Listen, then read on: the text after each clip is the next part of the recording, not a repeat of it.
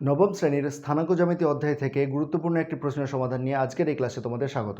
এই ক্লাসে প্রশ্নটি হলো, দেখাও যে 0,0, 2,3 এবং 4,6 বিন্দু তিনটি সমরেখ। তিনটি বিন্দুর স্থানাঙ্ক দেওয়া আছে। কী শর্ত পূরণ করলে বলা যাবে যে এই বিন্দু তিনটি সমরেখ, সেইটা আজকে আমরা শিখব। এই ক্লাসটা করার আগে আগের ক্লাসটা যদি তোমরা দেখে এসো, তাহলে কিন্তু এই রকম অঙ্ক করতে গেলে যেই সূত্রটা ব্যবহার করতে হয় সেই সম্পর্কে তোমাদের স্পষ্ট ধারণা তৈরি হবে। তাই আগের ক্লাসটা দেখে তবে এই ক্লাসটা দেখো। তাহলে শুরু করছি আজকের অঙ্ক। 0,0, 2,3 ও 4,6 বিন্দু তিনটি দ্বারা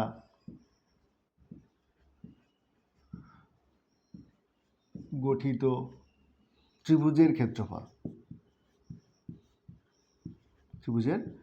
ক্ষেত্রফল সমান চিহ্ন কি হাফ। এবার কি x1 অর্থাৎ 0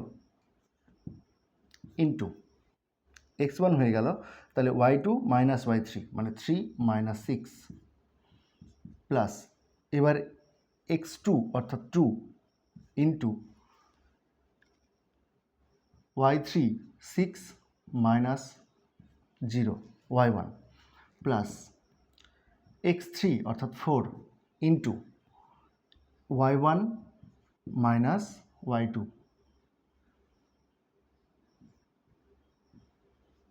ঠিক আছে, চলো করছি। এইটা হচ্ছে সূত্র। তাহলে হাফ, 0-র সঙ্গে যা কিছু গুণ করো না কেন 0ই হবে। আর 6 থেকে 0 বিয়োগ করলে 6, 2 6 12 বিয়োগ। দেখো এখানে 0 থেকে -3, 0 তো -3 অর্থাৎ এটা -3 হবে, মাইনাস প্লাসে মাইনাস, 4 3 12। তাহলে আমরা দেখছি 12 থেকে 12 বিয়োগ করলে তো 0 হয়।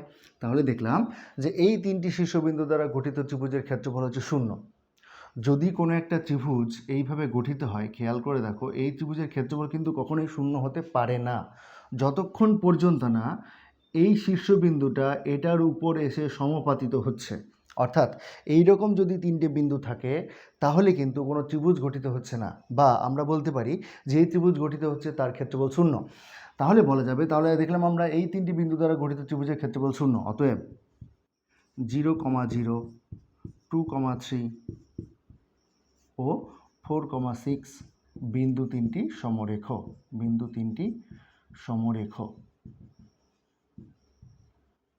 ঠিক আছে, এখানে আমরা সূত্র যেটা ব্যবহার করলাম সেটা হচ্ছে হাফ অফ, মনে রাখবে এটা হাফ অফ x1 আমরা নিলাম 1, তারপরে কত 2 3 অর্থাৎ y2 মাইনাস y3, তারপর কত x1 নিয়েছি, এরপরে x2, তাহলে 2 এর পরে কত 3, তার মানে y3 মাইনাস y1, 3 হয়ে গেল, তারপরে আবার 1 থেকে শুরু হবে, প্লাস x3 3 হয়ে গেল, আবার 1 থেকে শুরু হবে, তাহলে y1 মাইনাস y2।